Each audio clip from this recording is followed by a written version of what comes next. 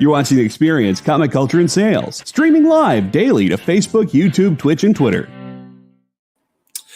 Hey everybody, Dan Wickline here. Going to be doing the Dan Wickline show here on The Experience. Going to be talking about a few different things. Winning Time, the casting of the Emperor in the new Dune movie, and what might be the worst Marvel TV series ever made.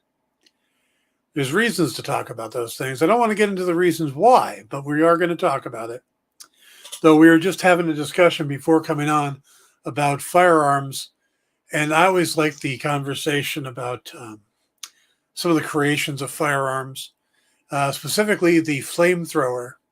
That the conversation had to be something to the effect of, I really want to light those people on fire, but I'd like to be able to do it from over here. Stay tuned for the Dan Wickline show.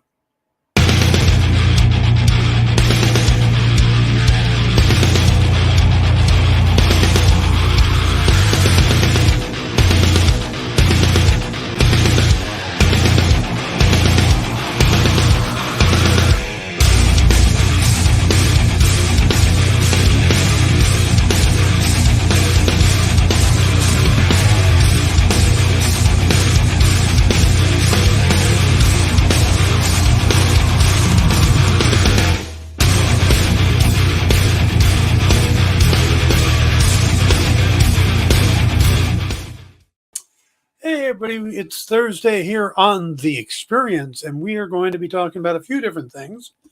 If you're not paying attention to entertainment news, it appears to be Slaughter Day when it comes to television, or as the industry calls it, upfronts. And upfronts used to mean we're going to show you early on what we got coming up. Nowadays, it's more about we should have been upfront with you, but you're canceled. CW is probably the prime culprit right now. Series like Charmed, Naomi, Dynasty. I mean, there's a bunch of shows are getting the axe today. But 3 series got picked up. And that's kind of the interesting thing. And it may be maybe explaining what's going on at the CW. The series that got picked up is a spinoff of Supernatural called The Winchesters. They also did a spinoff of Walker, Texas Ranger, which is their new big hit. And they've greenlit Gotham Knights, which is like the Batwoman show, but not titled Batwoman. It seems like what CW is doing is, with everything going on with Warner Brothers and them being bought out by Discovery, there's been a big conversation about Warner Brothers and them selling off the CW. So where they let a lot of shows go in the past, as in let them keep going, like Dynasty, which didn't really do that well, but they kept it going to see if it could find an audience. Things like that. Now they're pulling the plug. And they're pulling the plug because I think they're going to do their best to put all the highest profile shows they could put on there without having to pay for high profile shows, and make it as profitable of a network as possible so that they can sell it. I think that's what's going on over there. Because you've got, Batwoman was 3 seasons in, looking at a 4th season. They'd already lost their lead. It was going to be time to start paying people more money. Same with Legends of Tomorrow. I think there was just, if the numbers weren't great and everybody was inexpensive, then I think they're chopping it off. But you could do a spinoff of stuff like, Texas or Walker, Texas Ranger, and Supernatural, which went on forever. And they're still pushing the Flash out there for another season, even though I think I think Barry may be the only one left soon with the way they're going. So yeah, I think the CW is getting ready to sell. Let's see. JD says CW was kind of where streaming shows were before streaming. I don't see them lasting too much longer. That's probably a fair assessment. The CW is going to have to find its new niche. I mean, for a while there, it was genre shows, the young, good-looking people shows. Titans would have been a perfect CW show.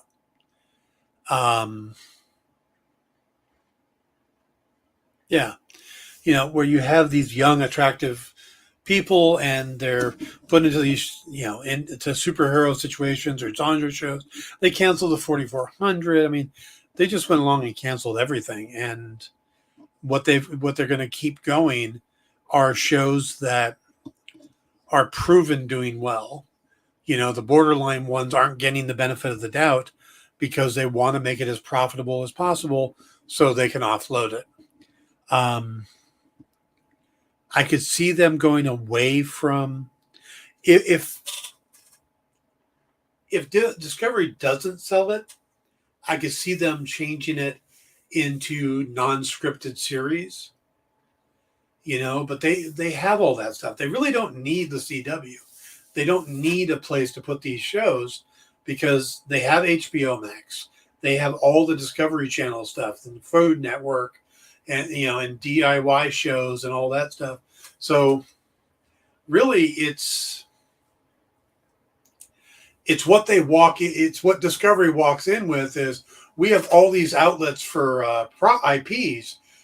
Let's go pick up some IPs. What they don't need is a place to put the IPs at. So Josh says DC shows on CW were good in an age when seeing superheroes on TV was still a novelty. In the age of Disney Plus, they just don't have the money to compete. That is 100% true. DC grew, or the CW grew quickly with shows like Arrow and The Flash because they were showing us what nobody else had.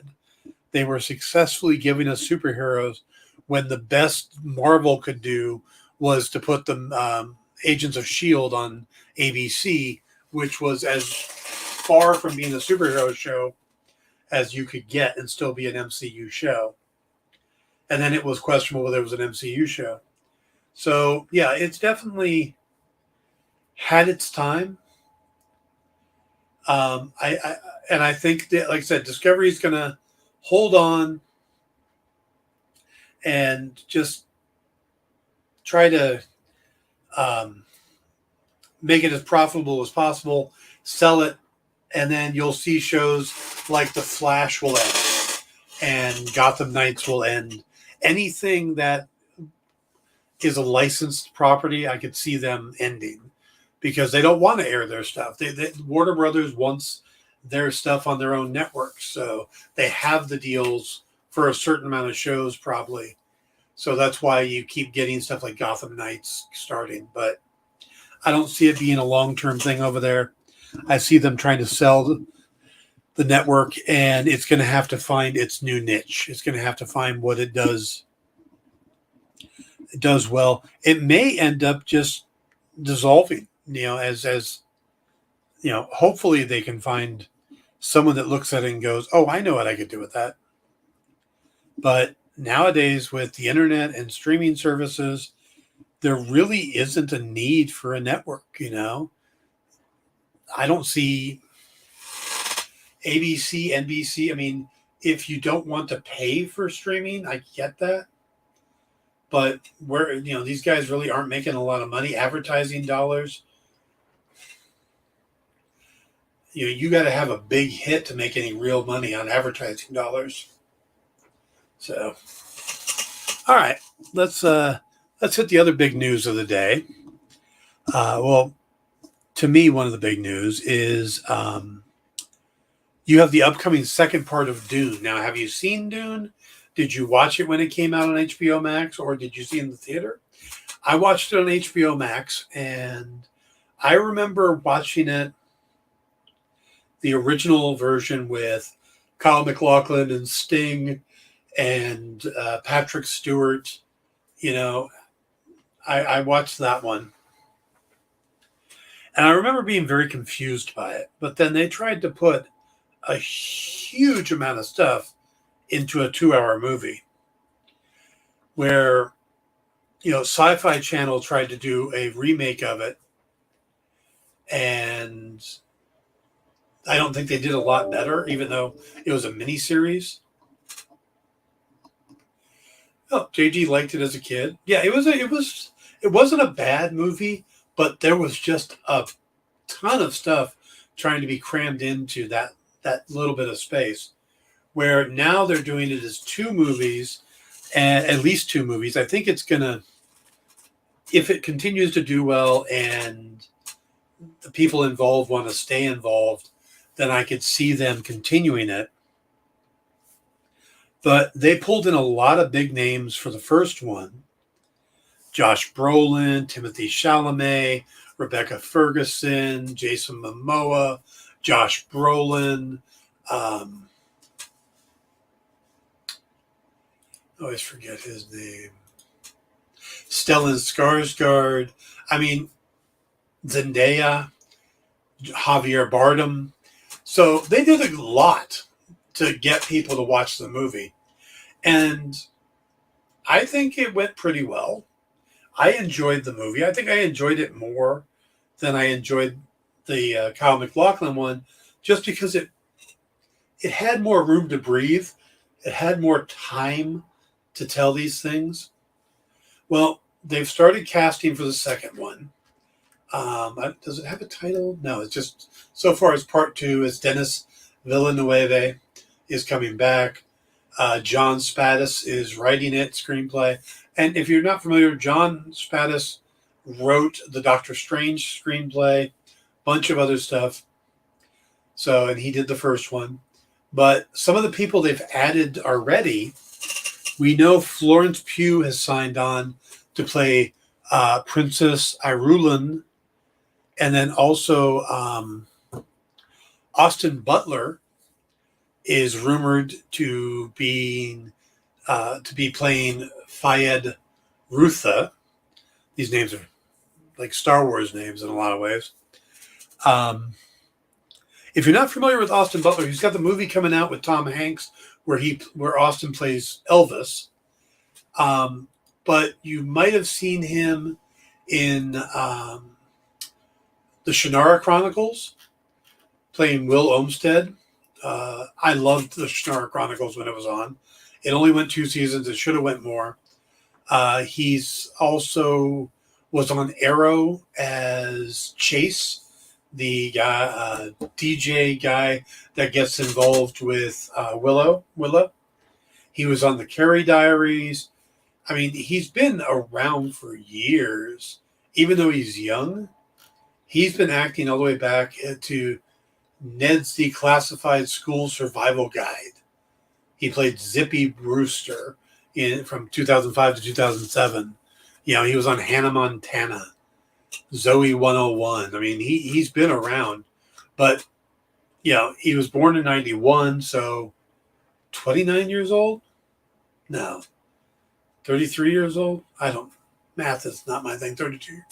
So he's older than he looks, but he's coming on board to play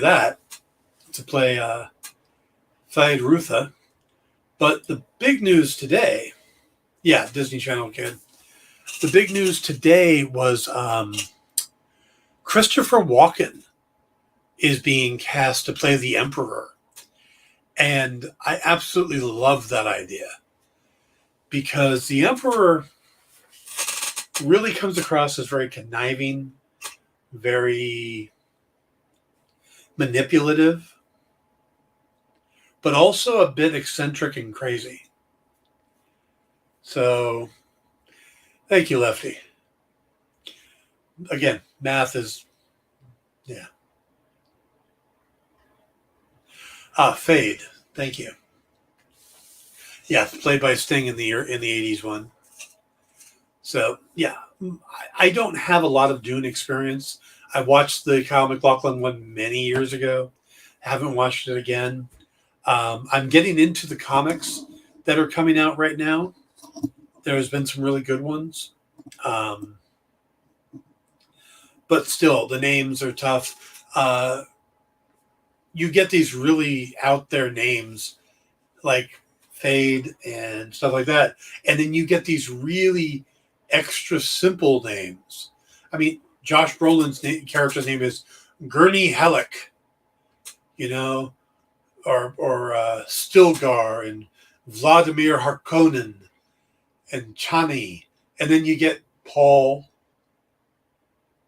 Paul? Really? Paul? Jessica.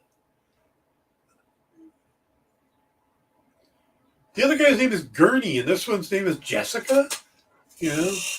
So, and then Duncan, Idaho. Duncan, Idaho's the one that kind of takes me out. Yep, the kid has a big speedo to fill. Nice. Duncan, Idaho's the name that takes me out of it. Because first thing, Duncan, Idaho sounds like a place, not Jason Momoa. Let's see. Lefty says, I suffered through Pennies from Heaven with Steve Martin again and Christopher Walken dancing. Yes. When the Fatboy Slim video, Weapons of Choice, came out, the one where Christopher Walken is dancing through the hotel, there's the opening of that video is Christopher Walken sitting in a chair by a window that looks out. Well, that hotel is in Los Angeles. And it turns out just before it was released, they had done a comic convention there. It wasn't a very good comic convention. It was a small one. But my buddy Bobby and I went to that show and hung out and saw some friends and stuff. And while we were waiting to go into the convention, we went down to the lobby and sat. And it turns out I ended up sitting in the same seat that Christopher Walken starts in the video. And as soon as that video comes out, Bobby calls me. He's like, dude, we were sitting where Christopher Walken was sitting. You were sitting in the same seat. I'm like, okay, that's cool. But it just, his level of excitement was a lot higher than mine. But it is, Christopher Walken dancing always amazes me because he's so good. And it's just so out of place compared to the characters he's played. You think of him in Pulp Fiction, and then you think of him in Hairspray? Not Hairspray. Where he was married to John Travolta in the. Is that Hairspray? JD, help me here.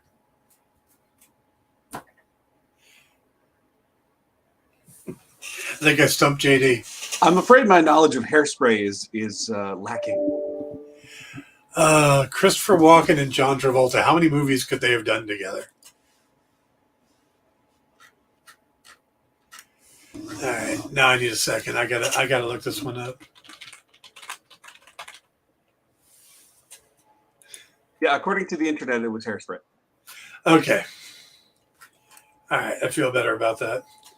But yeah, he's singing and dancing with John Travolta as his wife, which I'm not even sure how that happens, how that conversation happens, And I would do a Christopher Walken accepting call, but I don't do a good Christopher Walken imitation. Yeah, Travolta in the divine role. So Christopher Walken as the Emperor in Dune. JD, now you got me wondering who was the Emperor in the original Dune.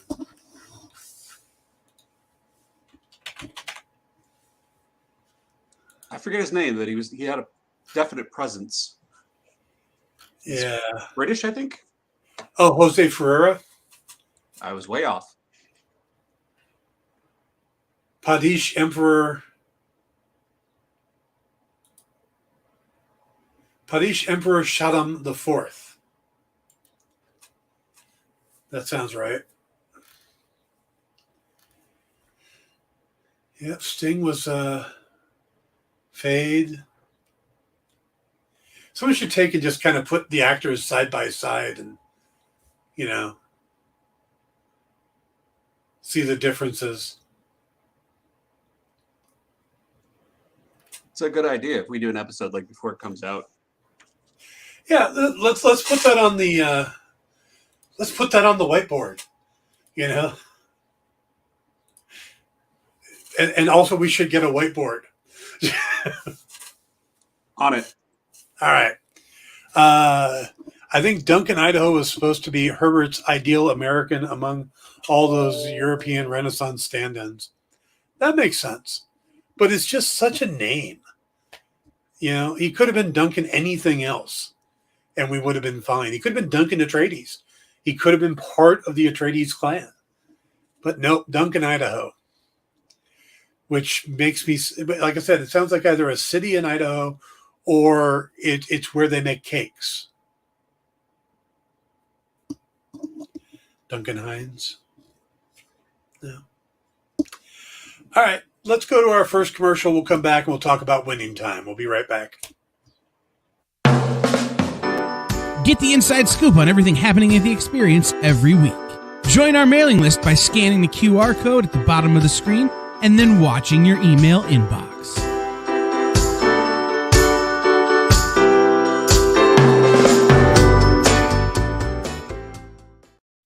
Comic Collectibles is a pretty straightforward show.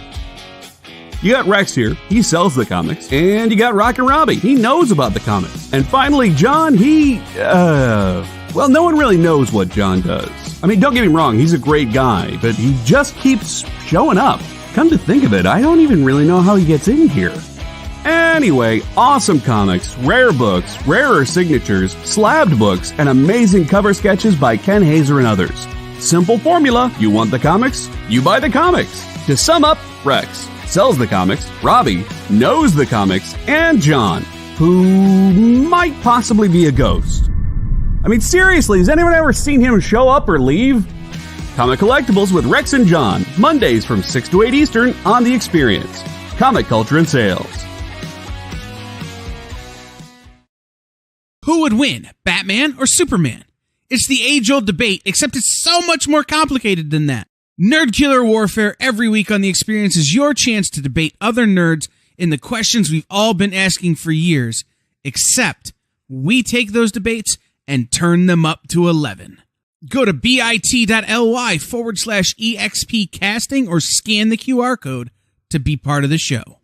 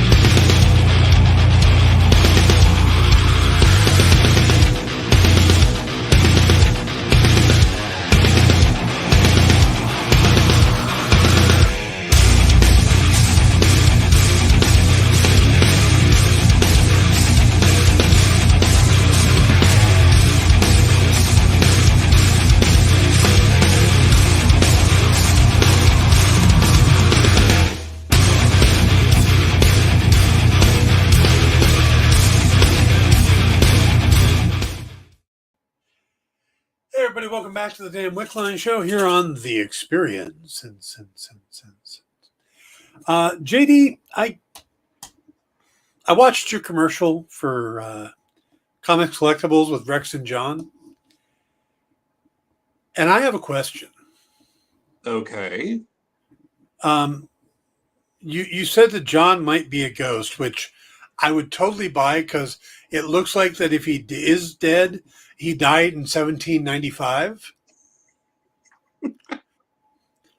Or he really, really likes how Dave Cockrum and John Byrne drew Sebastian Shaw in the Hellfire Club. That reference, unfortunately, goes way over my head. But with the mutton chops. The mutton Yeah. chops, yeah. Yeah. Yeah. But 1795, I think, is the year John may have died. Well, So that the might thing, give you- I think it's just he eats so much mutton that they just grow automatically. where does one buy mutton nowadays? He knows. He's the guy. He's worked 30 years in food service.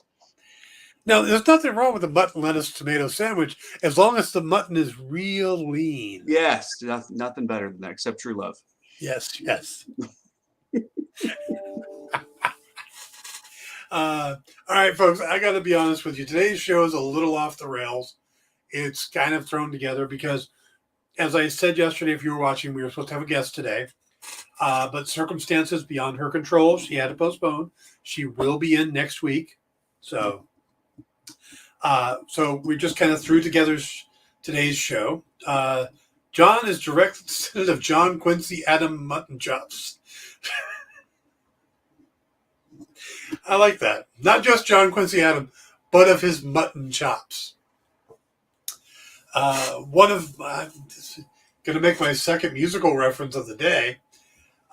One of my favorite musicals of all time is 1776,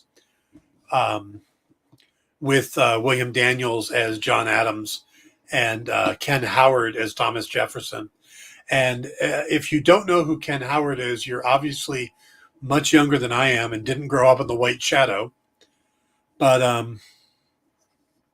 the idea of this super tall Ken Adams and the super short William Daniels singing together and at one point talking about murdering each other, it's pretty spectacular. But that's what I think of whenever I think of even John Quincy Adams, who, of course, is John Adams' son, not part of the signing of the Declaration of Independence.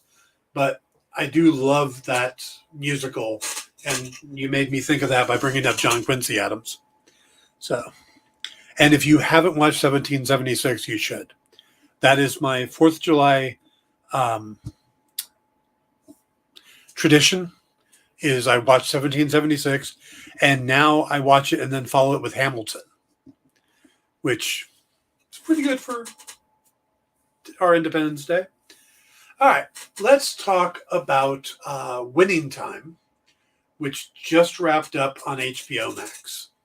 Now, had I a Lakers hat, I'd be wearing it.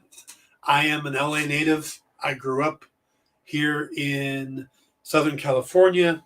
I was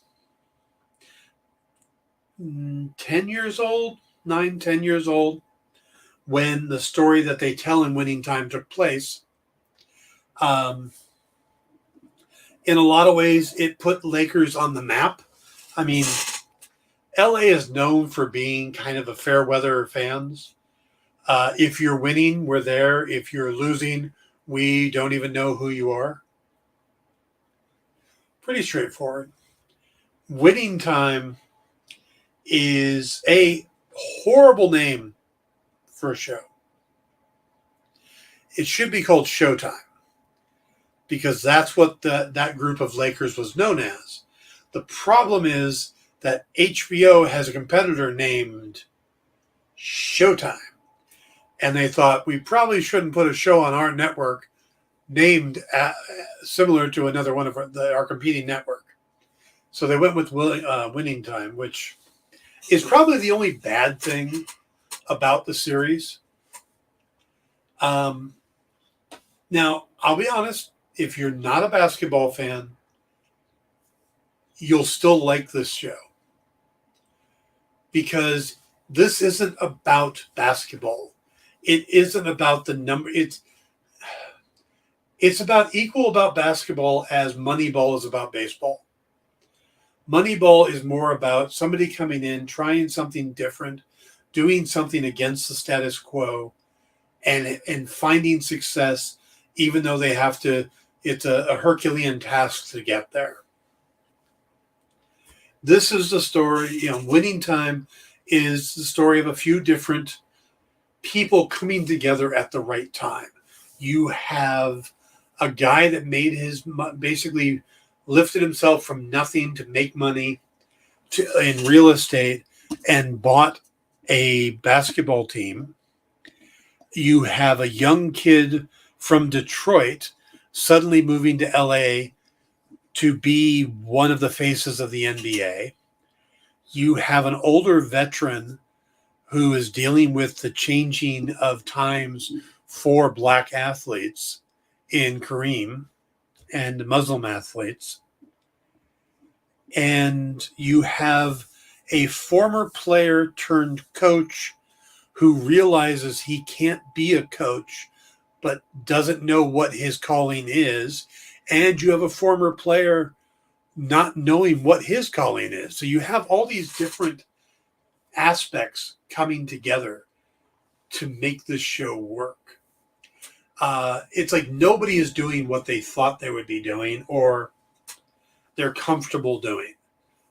In this series, Kareem is done. He's played his hours. He's played his games. He's just getting his paycheck and is done.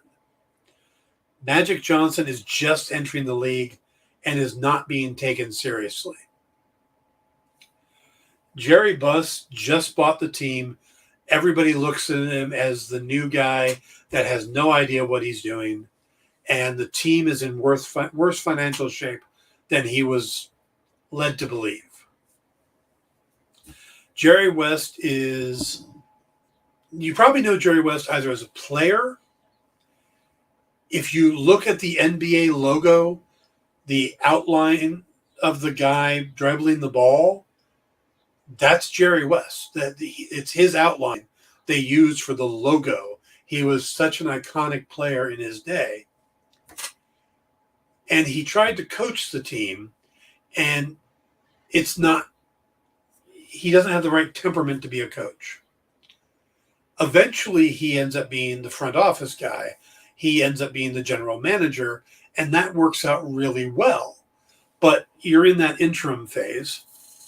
You have players who are either trying to find out if they belong in the NBA, other players who are trying to figure out if they can keep in the NBA, or coming back from outside things that have started to destroy their life.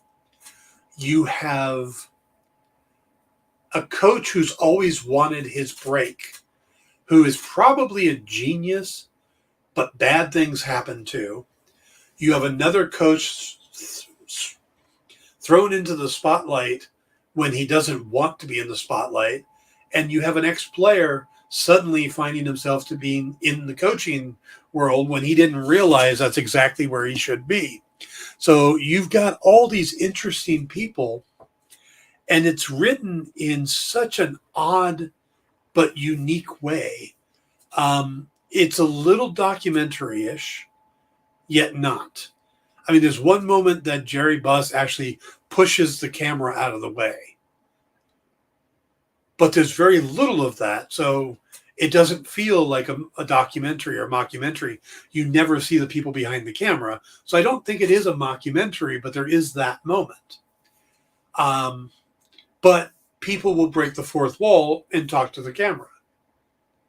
And usually where other people in the room don't realize it's happening, which is fascinating, because he'll be in the middle of doing a business deal and say, oh, yeah, I'll have that money for you by the end of the week. And then he'll turn to the camera and goes, I don't have that money. I got no way of getting that money. But I got a plan. I got a dream. So you've got this very unique style of writing. And the writing there's a couple different writers, but the one that stands out is Rodney Barnes, who you probably know from Philadelphia, the comic series. He's done a bunch of other comics, and he's kind of one of the main writers on it. But he's taken this era of Lakers at the very beginning where you don't know if any of this is going to work. You have... can we put the spoiler thing up? Because I'm going to get into a little in-depth on this. Thank you. I don't think we need the scroll thing, but just that's perfect. The coach they bring in, and his name is slipping my mind real quick. Let me check.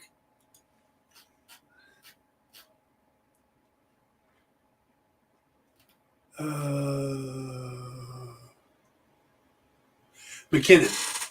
Jack McKinnon comes in, and he's literally a genius, but he's never gotten a head coaching job before. And his idea is to change and revolutionize basketball. You know, basketball, basically, everybody has a position and an area on the floor, and you play to your area.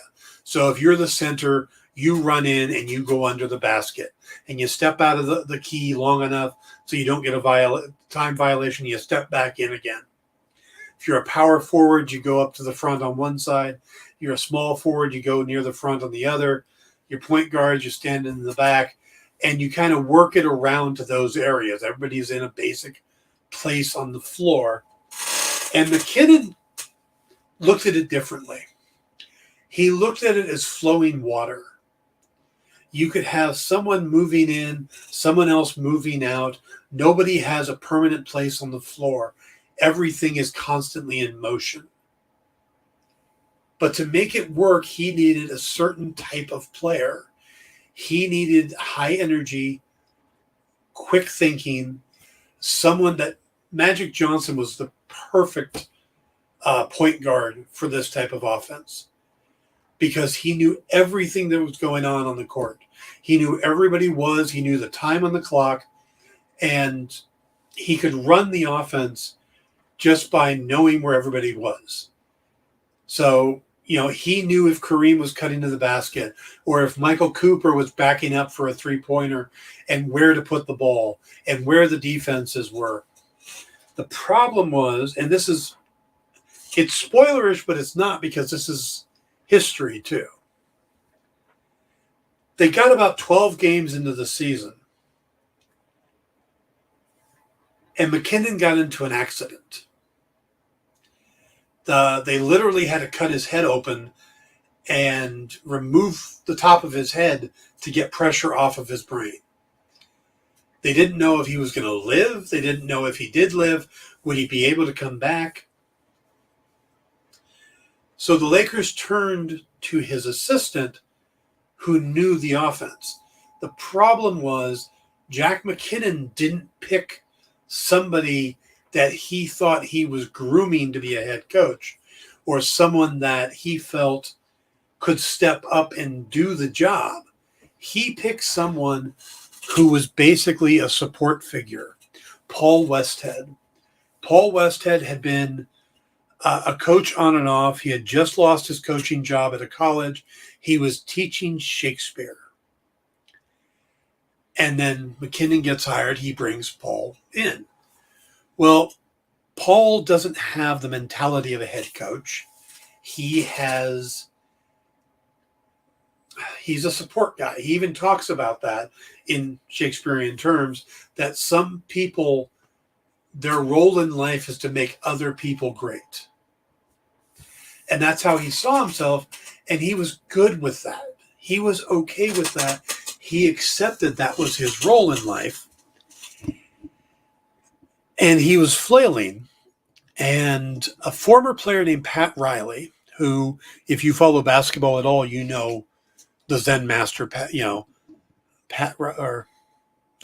not the Zen Master. I'm confusing him and the Bulls coach. But so Pat Riley, slick back hair, the whole thing, he comes in, and at the point, he's actually a color commentator with Chick Hearn. But he gets pulled into coaching because Westhead needs him. He needs that voice. He needs that pressure. He needs someone he can trust.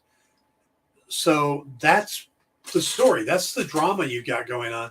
And then when McKinnon does come, get to the point where he might come back, it's near the playoffs, and you've got all these things going on.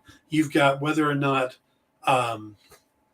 McKinnon is, or if Westhead is going to stay with the team, or if he's going to get fired and bring someone else from the outside. They were talking to Elgin Baylor for a while about coming in and coaching. So you have all that going on. You have all the personalities on the team trying to get together. So there's a lot of drama in this series, and it's just so well written and compelling, because on top of all that, you've got Jerry Buss coming in and turning up his entire life upside down to start the Lakers. And I mean, he started things more than just a basketball team. He brought Showtime, literally. Showtime's more than the fast break offense they ran. It was also the Laker girls and the bar and in the club, and the way it was presented, the way it was marketed. And that is all starting off in here too. And you've got his family involved in this. You've got his daughter, Jeannie Buss, who ended up becoming a huge part of the Lakers.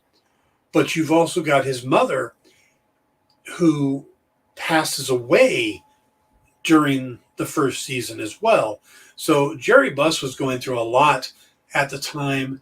All the players were, and that's what they dramatize. So it may look like it's a basketball show, but you could know nothing about basketball and watch it and enjoy it, because it's really well written. It's really well acted. I am not the biggest John C. Reilly fan, but I am now. You know, I don't like Will Ferrell. So anytime it was Will Ferrell and John C. Reilly, I'm like, look, I'll be in the other room. Don't need to see it. And that's how I always thought of him. And then I'd see him pop up and like, oh, he's being kind of funny in Guardians of the Galaxy, but, you know, his role is small, so it doesn't really, you know. I watch him in this, and he is so good at being the P.T. Barnum of our time. But the angst and stuff that he hides behind it all, it's a pretty fascinating character. And then they get these younger actors to come in and play. You know, Quincy Isaiah comes in to play Magic Johnson. Devon Nixon plays Norm Nixon. Solomon Hughes plays Kareem Abdul-Jabbar. These guys are all playing these larger-than-life characters. And they have to do them with a certain amount of respect for it to work. You know, they have to look physically capable and of playing the character and doing the job, but also they have to be able to act. And then Jason Clarke playing Jerry West is so manic and over the top that he steals a lot of the show. Between John Reilly and Jason Clarke, it's this constant bouncing around. Then you get Jerry Siegel, or not Jerry Siegel. Oh, why can't I think of? I'm horrible with names. You got Adrian Brody playing Pat Riley, which another great casting. But you get Jason Siegel as Paul Westhead, and just most of these guys aren't playing their normal types. They're playing really outside of their normal range and doing a great job. And I've heard some of the other casting rumors for it. Originally, Michael Shannon, the guy that played Zod in Man of Steel and played in Knives Out, he was supposed to play Jerry Buss, but left the project because he didn't feel he could do the role with the breaking the fourth wall stuff. He figured that would take him out of character. Adam McKay is one of the people behind this, and Will Ferrell wanted to play Jerry Buss, and he wanted to play it so bad that he found out through television or through the trades that John Reilly was cast, and he hasn't spoken to Adam McKay since. Their friendship is done. He was so offended that he didn't get to play Jerry Buss. Lefty's saying that Norm Nixon's son is playing Norm Nixon. So Devon Nixon is actually Norm Nixon's son. That is some great casting, because I didn't look at him in that way. I never looked. I mean, he looked like Norm Nixon. I was good with that. But I never thought of him as, oh, this is somebody's son. This is an actor doing a job. So Josh says, after seeing how extreme he goes as Dr. Steve Brule, I think John C. Reilly is wildly underrated. I don't know what Dr. Steve Brule is from. But I agree with you. John C. Reilly is incredibly underrated. And I personally have underrated him. I think that this show is brilliant. I love the fact that season 2 has already been greenlit. I'm hoping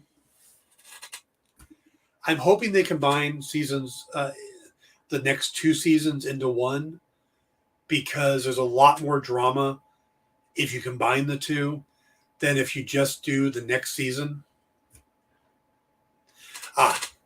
Thank you, Lefty. Plus, my favorite Laker has always been Kurt Rambis, and he doesn't join until the 82 season. So I want to see Kurt Rambis on the show. But yeah, let's see. It's a character he played on Tim and Eric's excellent show. Great job. Okay. Cool. All right. We are at our second commercial break.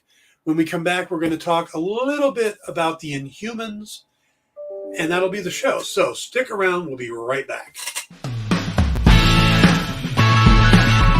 Join the party. Head over to our link tree to find all the links for everywhere the experience is all the time.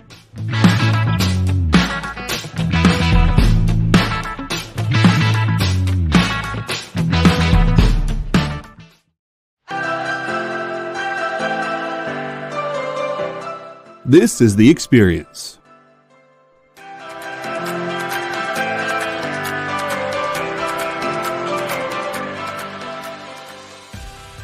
Good afternoon, everybody. Hey there. Hi there. Ho there. You're as welcome as can be. Hi, I'm Nancy McCann. Welcome to Friday Night Live on The Experience. Welcome, everybody. It's Fat Jack's Comic Crypt.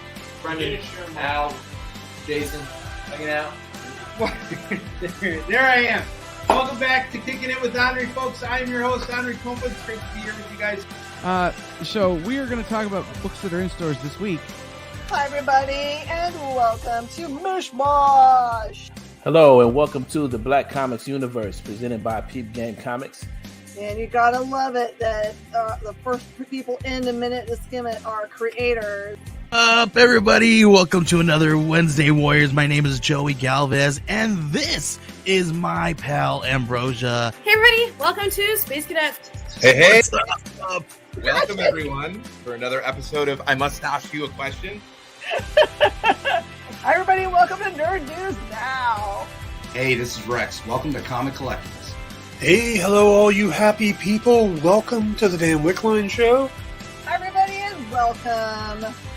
This is the crazy show that we do on Thursdays called What's in the Box? What's in the box? Comic culture and sales.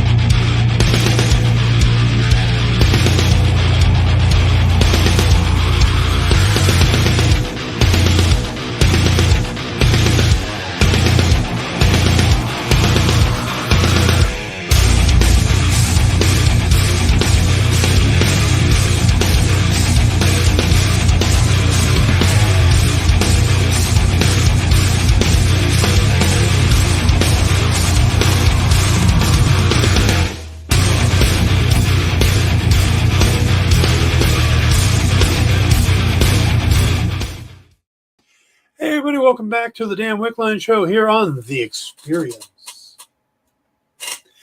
All right, following this will be What's in the Box at 6 p.m. Eastern, 3 p.m. Pacific. That's Miss Jen. She runs out to the warehouse, grabs a random box, opens it up, and sells what's ever in it.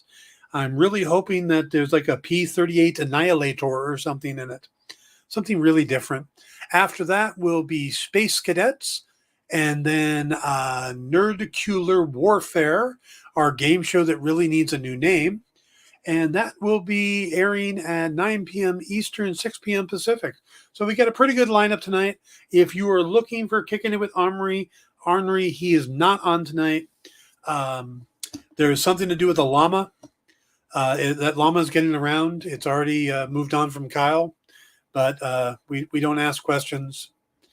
We're a llama-free zone, but hey, don't ask questions you don't want answers to. All right.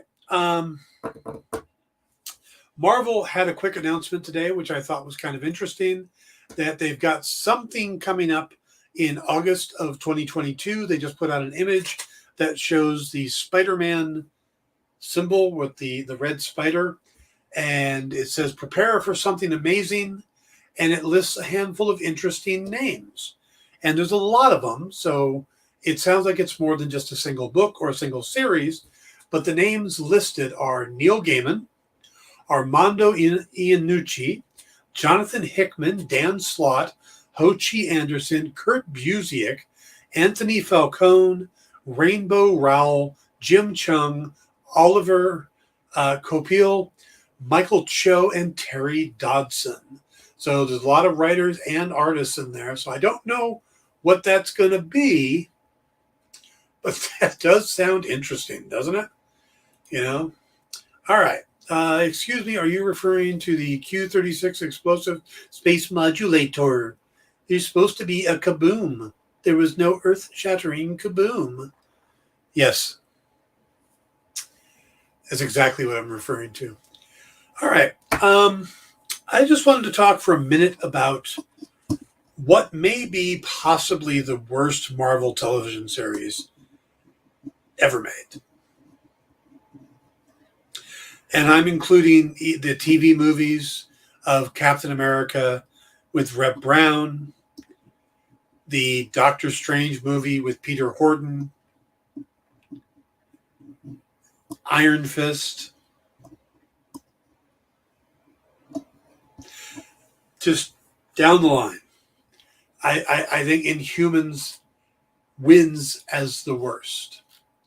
Now, why am I bringing up the Inhumans? There, without spoilering anything, there is a tie into the Inhumans involving Doctor Strange. I won't say what it is, whether it's an Easter egg, a cameo. Find out for yourselves, either online or in the theater. But I watched the Inhumans when it came out. I was one of those people that actually went to the theater and saw the first 2 episodes on IMAX screens, which I believe was the first IMAX thing I ever saw.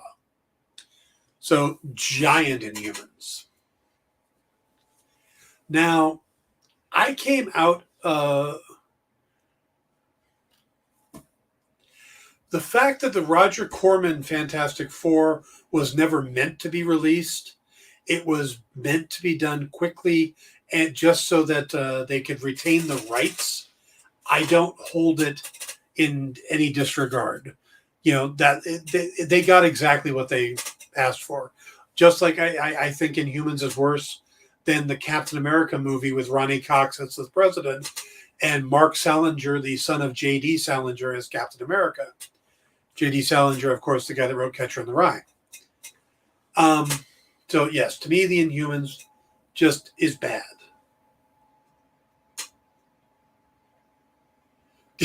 Yes, Disney definitely does owe me some money. I was covering all television stuff for Bleeding Cool at the time, and I felt it was necessary to go. Now, coming out of that series, there was some takeaways. Takeaway number 1, Anson Mount is good. He's a good actor. And we see that now with him as Pike on the new Star Trek series. Strange New Worlds. Thank you. Ken Leung good actor. I really enjoyed the performance from, how do you pronounce it? Iwan Rheon from Game of Thrones. He played Maximus. Iwanrheon. Even Serinda Swan, who had originally played Zatanna on Smallville, the acting wasn't the problem in the series. It was what they were given to work with.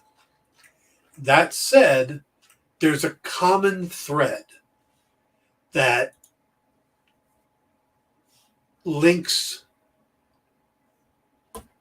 Inhumans to the first season of Iron Fist to the final season of Dexter. And I don't mean the new one that just came out. I mean the one that decided to end up with Dexter as a lumberjack. They were all show run and written by the same guy, Scott Buck. So I don't know why they thought, hey, let's look at the dailies for Iron Fist. We should give this guy another series. Cutting Medusa's hair. Yes, absolutely. That was a huge mistake. And I know why they did it. Budget. It didn't work for the story. It's because they couldn't afford to CGI her hair constantly. There was other ways they could have worked around it. They didn't. They cut her hair. And to me, that was, you're right, that's the unforgivable sin. Now, but the scenes with Karnak, the scenes with Black Bolt,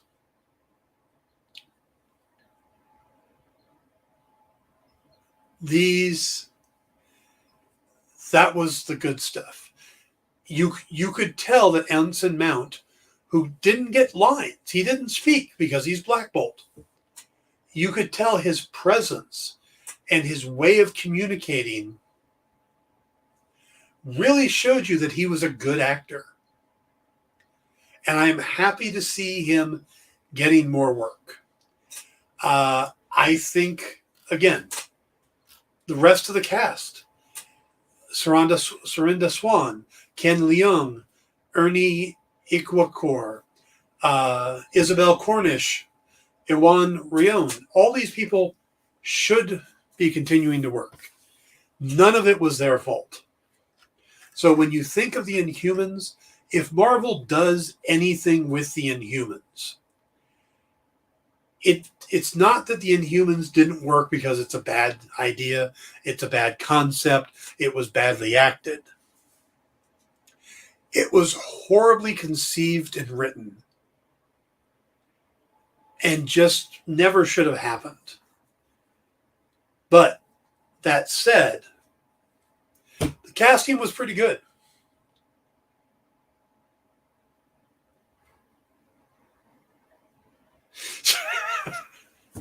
JD says, let's not forget the excellent job done by Lockjaw. The whole not being real part was a huge drawback, but he overcame it. All right, guys. So if you're watching Doctor Strange and you haven't seen Doctor Strange yet and you watch it and you think, wait, is that from the Inhumans? Accept it. Move on. Yes, it was a bad TV series, but they're not bad characters. They weren't bad actors. It was all down to a really bad writer and a bad concept. All right, guys, we're going to wrap it up there. That is me for the week. I will be back next week.